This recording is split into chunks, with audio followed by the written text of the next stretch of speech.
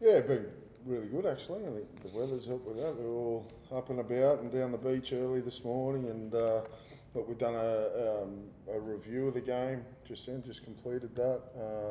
Identified some stuff that we wanted to work on, but yeah, everyone's excited.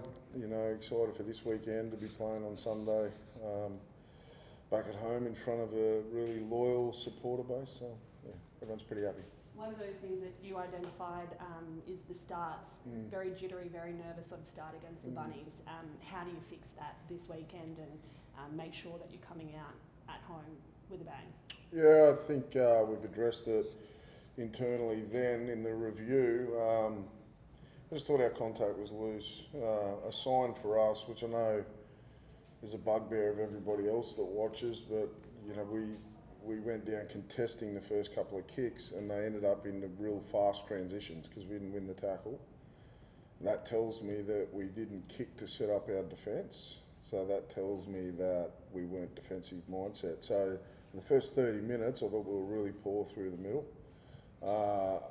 Loose, allowed Damien Cook, guys like that to run the ball. The good part is they rectified it. We put together some sets where we were just happy to make it a really slow transition to set up our defensive line, and our forwards took care of the tackle then, and we got into a groove, and ultimately the scoreboard ticked over, so worked for us. And rectified it, without KPP and Frizz. How proud of you were you of that resilience and that grit of the team after that? Yeah, absolutely. We've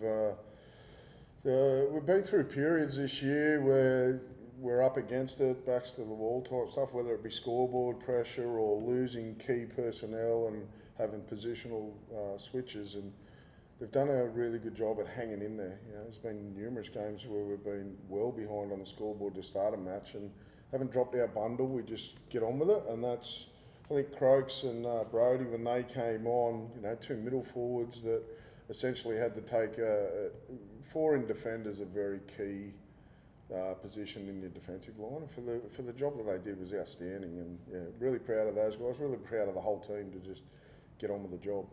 Talking of KPP, that was obviously a pretty gnarly injury. How's he doing? What was the surgery like? And how's that sort of looking? It was a pretty it was gruesome. He didn't get sort of cleaned out and stitched up till late yesterday afternoon, but he's in here this morning. It's a little bit tender naturally. I'm not quite sure of how many stitches, but it was a pretty significant wound. So look, we just need to play that one day by day and see where he gets to. And it was just a flesh wound? Is that why it was so sort of bleeding so much and everything like that?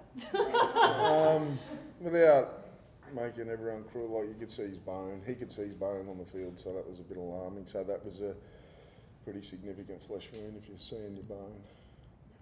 So was it a stud? He doesn't know. I've looked at the vision 1,000 times. I can't find it, and he's not sure either. He felt what he thought was a scratch and looked down, and as he said, he became alarmed when he saw his bone, and then asked Phoenix, could he see a bone, and Phoenix confirmed it, and that's where we went. He knew that he was in a bit of trouble, but I can't tell you what it was. He won't be named this week? Really unlikely.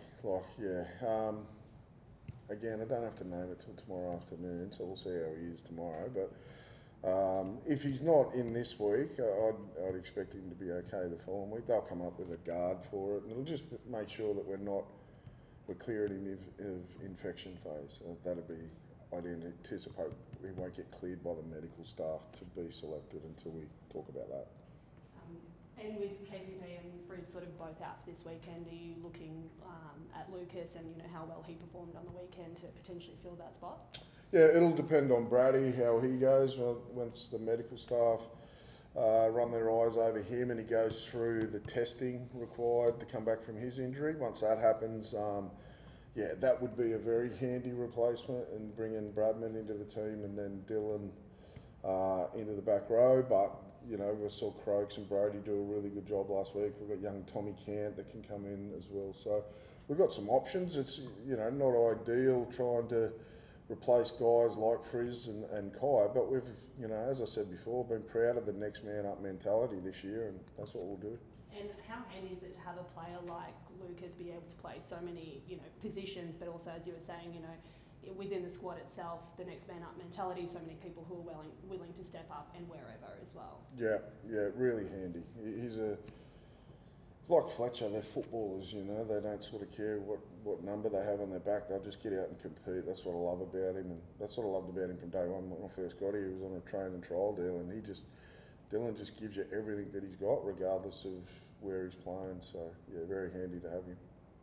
On the scale of possibility, where are we at with Bradman? Do you hope he can play this weekend? He done some testing out there this morning. Of course, I hope he's in a good frame of mind. But ultimately, he's not the doctor or the physios. They're the ones they'll clear him once he goes through the testing. But he seems very confident. So, yeah, to answer your question, I'm hoping, yeah.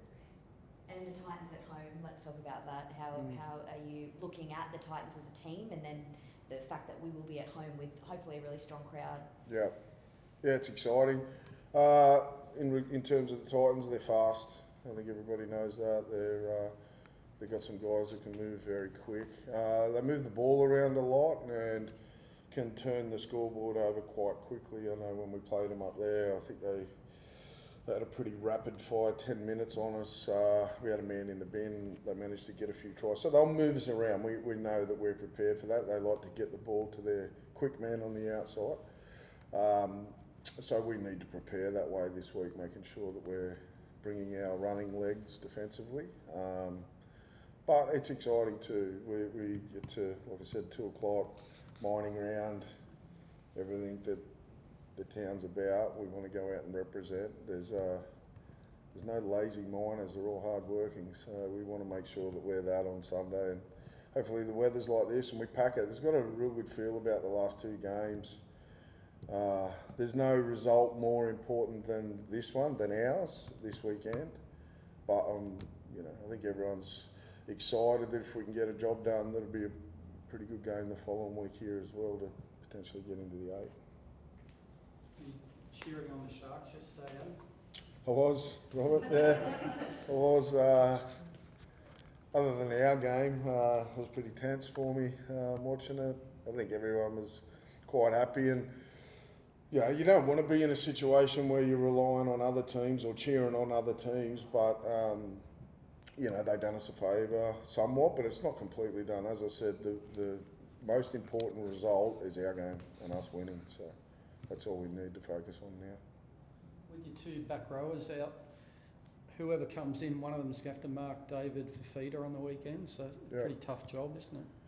Yep, bring your shoulder pads.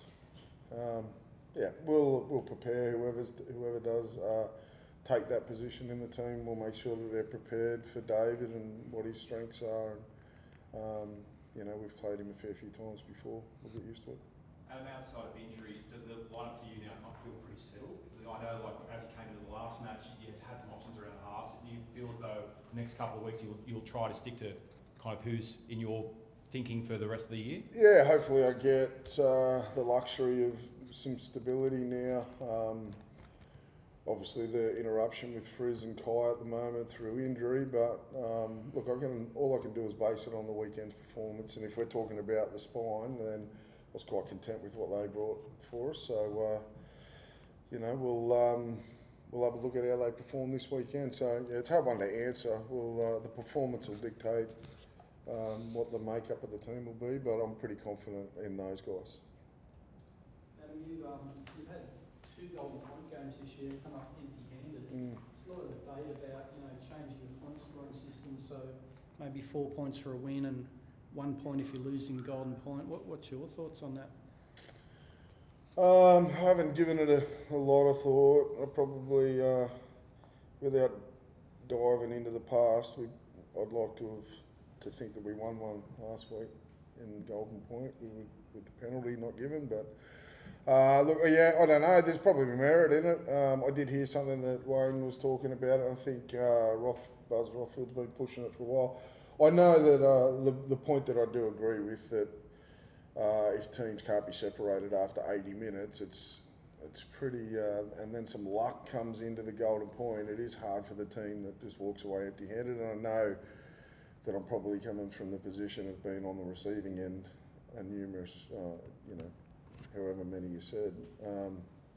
So I think there's definitely merit in it, yeah. What about if they made it like golden try or just 10 minutes of extra time rather than, you know, making it a field goal shootout?